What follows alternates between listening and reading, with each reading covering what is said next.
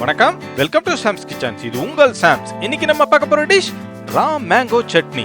ஒரு ட்ரெண்டிங் மாங்காய் chutney, quick and டேஸ்டியா வீட்லயே எப்படி ஈஸியா செய்யறதுன்னு இன்னைக்கு நம்ம பார்க்க போறோம். வாங்க ரெசிபிக்குள்ள போகலாம். ஒரு குக்கிங் பேன்ல கொஞ்சமா ஆயில் ஆட் பண்ணிக்கங்க.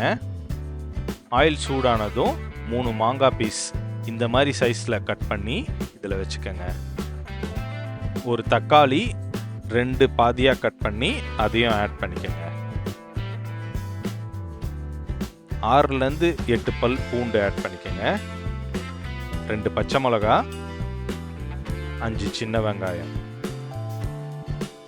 ஒரு மூடி போட்டு 3 நிமிஷம் அப்படியே வேக விடுங்க. இப்போ மூடியை ஓபன் பண்ணி இன்னொரு சைடு திருப்பி விட்டுக்கங்க.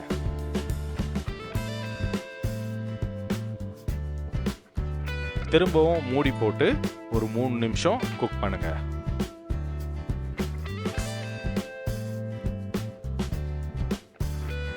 இன்னொரு சைடு திருப்பி விட்டுக்கங்க. கொஞ்ச நேரம் கழிச்சு அதுல இருக்க எல்லா பொருளையும் ஒரு பிளேட்டுக்கு ட்ரான்ஸ்ஃபர் பண்ணிடுங்க. இந்த தக்காளியில் இருக்க அந்த தோலை நீக்கிட்டு தக்காளியை தனியாக எடுத்துக்கங்க.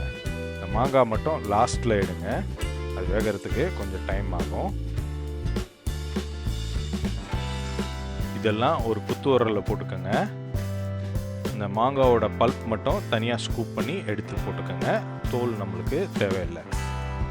கொஞ்சமாக சாப் பண்ண வெங்காயம், கொஞ்சமாக புதினா, கொஞ்சமாக மல்லி இலை, 1 ஸ்பூன் மிளகாய்த்தூள், 1/2 ஸ்பூன் ஜீரகத்தூள், 1 ஸ்பூன் மல்லித்தூள், 1/2 ஸ்பூன் சால்ட்.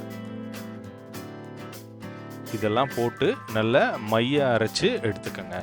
ஒரு பேஸ்ட் மாதிரி ஆகணும். இந்த பக்குவத்துக்கு வரணும். இதை ஒரு பவுலுக்கு ட்ரான்ஸ்ஃபர் பண்ணிடுங்க. கடுகுலுந்து கருவேப்பிலை காஞ்சி மிளகா போட்டு தாளிச்சு ஊத்துனீங்கன்னா அருமையான மாங்காய் சட்னி ரெடி. ரொம்பவே குவிக் அண்ட் சிம்பிளாக செய்யக்கூடிய இந்த மாங்காய் சட்னி நம்ம இட்லி, தோசை, சப்பாத்தி எது கூட வேணால் வச்சு சாப்பிட்லாம். இதை நீங்களும் ட்ரை பண்ணி உங்கள் ஃபேமிலியில் இருக்க எல்லாருக்கும் கொடுத்து என்ஜாய் பண்ணுங்க. இதை நீங்களும் ட்ரை பண்ணுங்க, சப்ஸ்கிரைப் பண்ணுங்க, கமெண்ட்ஸ் பண்ணுங்க. See you next delicious dish. நன்றி, வணக்கம்.